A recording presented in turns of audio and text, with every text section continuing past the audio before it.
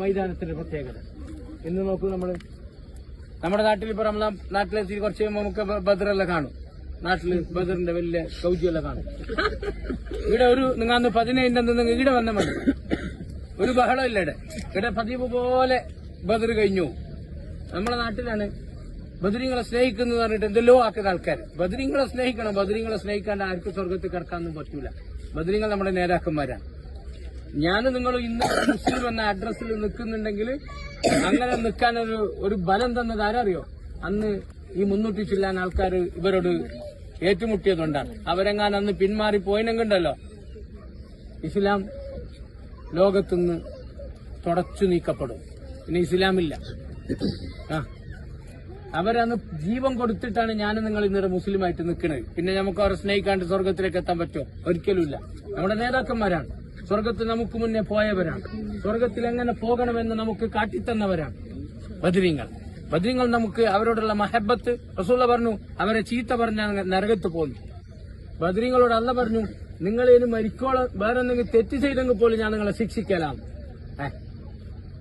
ബദരീങ്ങൾ എത്രയോ കൊല്ലം ജീവിച്ചിന് യുദ്ധത്തിൽ പങ്കെടുത്ത ബാക്കിയുള്ള ആള്. അവരോട് പറഞ്ഞെന്തറിയോ? ശിഷ്ടകാല ജീവിതത്തിൽ നിങ്ങൾ എന്തെങ്കിലും തെറ്റ് ചെയ്തെങ്കിൽ പോലും ഞാൻ നിങ്ങളെ ശിക്ഷിക്കല. കാരണം നിങ്ങൾ യുദ്ധത്തിൽ പങ്കെടുത്തു, ബദറിൽ പങ്കെടുത്തു. അതുകൊണ്ട് അള്ളാഹ് അങ്ങനത്തെ ഒരു സ്ഥാനം കൊടുത്തില്ല. അവരെന്നെ നേതാക്കന്മാർ. പക്ഷെ അവരെ സ്നേഹിക്കേണ്ട എങ്ങനെ അറിയോ? യുദ്ധം നടന്ന ദിവസം പത്തിരി നെയ്ച്ചോറുണ്ടാക്കിയിട്ടൊന്നും അങ്ങനെ ഒന്നും സഹിക്കാൻ പറ്റില്ല. അതെല്ലാം ആർക്കും കഴിയും. പത്തിരി നെയ്ച്ചോറെല്ലാം ഉണ്ടാക്കി കൊടുക്കാൻ ആർക്കും കഴിയാത്ത. അങ്ങനെയല്ല മഹബത്ത് എങ്ങനെ അറിയോ? ഇവിടെ രക്തം ചീന്തിയ 14 ആളുകള് അവര് ഒരു ആദർശത്തിന് വേണ്ടിയിട്ടാണ് ജീവിച്ചത്. ഒരു ആദർശം. അവരെ നമുക്കൊരു ആദർശം കാണിച്ചെന്ന്. ലാ ഇലാഹ ഇല്ലല്ലാഹ് പാതിരാത്രി പോലും അങ്ങനെ വിളിക്കണം എന്നാണ്. അങ്ങനെ വിളിക്കാൻ ഒക്കെ ചെയ്യണം. അതാണ് ബദരീങ്ങളോടുള്ള മഹബത്ത്. പ്രശ്നങ്ങളും പ്രയാസങ്ങളും വരുമ്പോ അള്ളാന്ന് വിളിക്കാൻ കഴിഞ്ഞില്ലെങ്കിൽ എനിക്ക് ബദരീങ്ങളോട് മഹബത്തില്ല. ബദരീങ്ങളുടെ നേതാവ് അഷ്റഫുൽ ഖൽഖ് റസൂലുള്ളാഹി സ്വല്ലല്ലാഹു അലൈഹി വസല്ലം. ആ റസൂലൊക്കെ കാണിച്ചതാ ഇങ്ങനെ ആകാശത്തേക്ക് കൈയുയർത്തി ദ്വാരക്കാനാണ്. അതുണ്ടാ എനിക്ക് ബദരീങ്ങളോട് മഹബത്തുണ്ട്. ബദരീങ്ങളുടെ പാതയിൽ നീണ്ട്. ബദരീങ്ങളെ സ്വർഗത്തിൽ നിനക്ക് അയൽവാസിയായിട്ട് കിട്ടും. നമുക്കത് കിട്ടണം. നമ്മൾ അങ്ങനെ മഹബത്താക്കണം. അല്ലാണ്ട് ഡ്യൂപ്ലിക്കേറ്റ് മഹബത്ത് നമുക്കില്ല. നിങ്ങൾ എന്നെ ആലോചിച്ച് നോക്കി. എന്റെ എനിക്ക് ഉപ്പുണ്ട്, നമുക്ക് വാപ്പന്മാരുണ്ട്. വാപ്പാനോടുള്ള മഹബത്ത് എന്താണ്? വാപ്പ പറഞ്ഞത് അനുസരിക്കലാണ് ഒരു ബാപ്പാനോടുള്ള മഹബത്ത്.